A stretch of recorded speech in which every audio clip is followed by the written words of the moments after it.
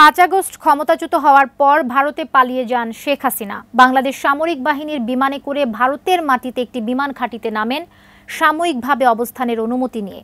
কিন্তু বর্তমানে দেশের সরকারের কোনো পদে না থেকেও শেখ হাসিনার ডিপ্লোম্যাটিক পাসপোর্টের বৈধতা নিয়ে প্রশ্ন উঠছে। কোন সমঝোতায় কতদিনই বা ভারতে থাকতে পারেন শেখ হাসিনা, এই প্রশ্ন এখন জনমনে। বিস্তারিত ইমতিয়াজ আলমের রিপোর্টে।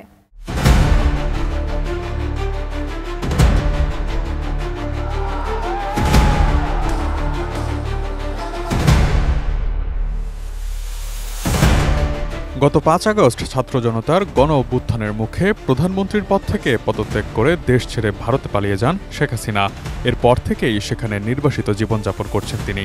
সঙ্গে রয়েছেন তার ছোট বোন শেখ রেহানাও। জানা গেছে দিল্লির উপকণ্ঠে একটি আধা সামরিক বাহিনীর অতিথি নিবাস বা সেফ হাউসেই দুই বোনকে একসঙ্গে রাখা হয়েছে। তবে তাদের সঙ্গে দেখা করার অনুমতি মিলছে না কারো। সেই হিসেবে এক প্রকার গৃহবন্দী দশায় দিন কাটছে এক সময়ের দোর্দণ্ড প্রতাপশালী সরকার প্রধান শেখ হাসিনার। দেশের মধ্যেও পালিয়ে বেড়াচ্ছে তার দলের অধিকাংশ নেতাকর্মীরা। ভারতের পররাষ্ট্রমন্ত্রী এস জয়শঙ্কর দেশটির পার্লামেন্টে জানান, ভারত সরকারের কাছে শেখ হাসিনা সাময়িকভাবে এই দেশে আসার অনুমোদন চেয়েছিলেন এবং তা মঞ্জুর হওয়ার পরই তিনি ভারতের মাটিতে পা রেখেছেন। খবর বিবিসি বাংলার। She requested approval to come for the moment to India. We simultaneously received a request.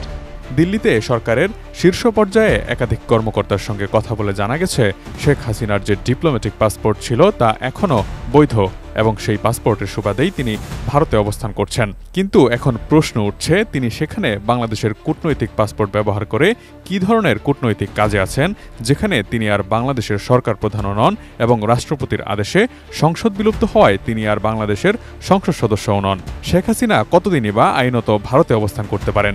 দিল্লির তরফে জানানো হয়েছে, অন্তত ১.৫ মাস তিনি কোনো ভিসা ছাড়াই অনায়াসে ভারতে অবস্থান করতে পারবেন। শেখ হাসিনা ভারতে গিয়েছেন ১৫ দিন হলো। ভারতের আইন অনুযায়ী আর ৩০ দিন দেশটিতে থাকতে পারবেন তিনি, যদি না এর মধ্যে সেই পাসপোর্ট রিভোকড বা প্রত্যাহৃত হয়। তাই বর্তমান অবস্থান সম্পূর্ণ আইনসম্মত। ভারতের এক্ষেত্রে আলাদা করে কোনো ব্যবস্থা নেওয়ারও প্রয়োজন নেই বলে জানাচ্ছে দিল্লি সরকারের শীর্ষ পর্যায়। 100% কপার কন্ডেন্সারে তৈরি ভিশন ফ্রিজ, তাই গুণে মানে অটুট থাকে বছরের পর বছর।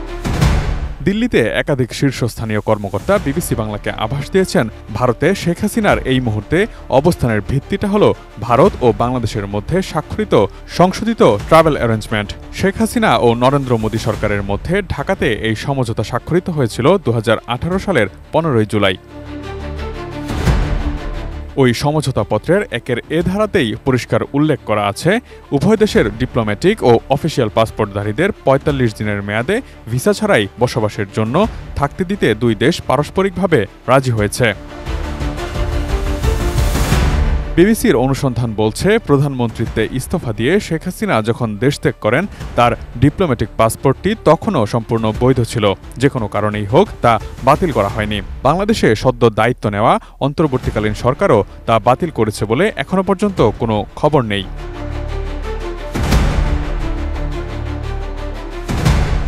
কিন্তু এই ১.৫ মাসের মধ্যে যদি শেখ হাসিনার বর্তমান পাসপোর্ট রিভোক বা বাতিল করা হয়, তাহলে ভারতের কি করণীয় আছে?